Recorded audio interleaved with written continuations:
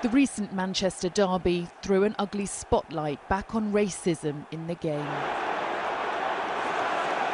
A fan making monkey gestures towards United players. Fred, the team's midfielder, appearing to be hit by a lighter thrown from the crowd. This abuse is certainly not confined to the UK. In October, England faced Nazi salutes and monkey chants from the Bulgarian crowd in Sofia, and a large group of fans were ejected from the stadium.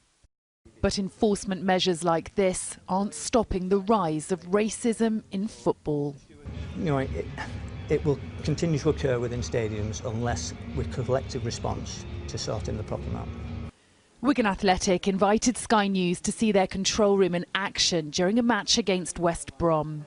The CCTV covers all areas of the stadium. Serious incidents are rare at Wigan. The last was in March, but Sean Curry explains clubs can only do so much in policing racism.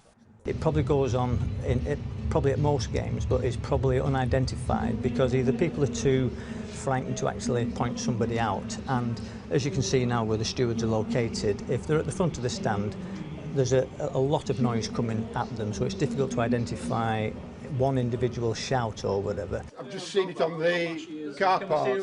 During the match, the control room spots a laser being shone on the pitch. They quickly identify the perpetrators in the car park, demonstrating how their CCTV has the ability to see almost everything.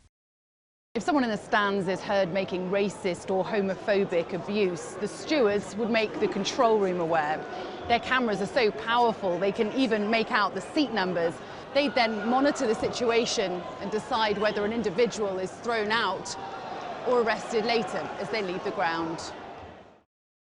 Racism remains the most common form of discrimination in both professional and grassroots football, making up 65% of all reported incidents. Last year, racist reports rose by 43%.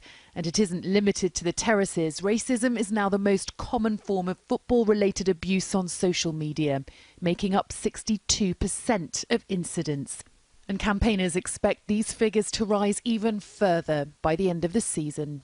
I think racism, like other forms of discrimination, is becoming more prevalent in society, and so it's reflected in football as it is in the rest of society. I can get racially abused on the tube just as easily as I can at a football stadium, and I think that's more an indication of broader things that are going on in society. On the front line in this fight against racism are stadium stewards. Their primary role is fan safety, but David Lyon has seen crowd behaviour deteriorate in his years doing the job. You can't throw them all out for foul, bad language and racism in that respect, but some are worse than others. But it seems intolerance of this abuse is on the rise too. October's match between Haringey and Yeovil abandoned after reports of racism.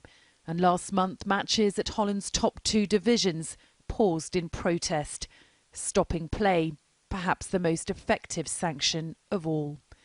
Sally Lockwood, Sky News, Wigan.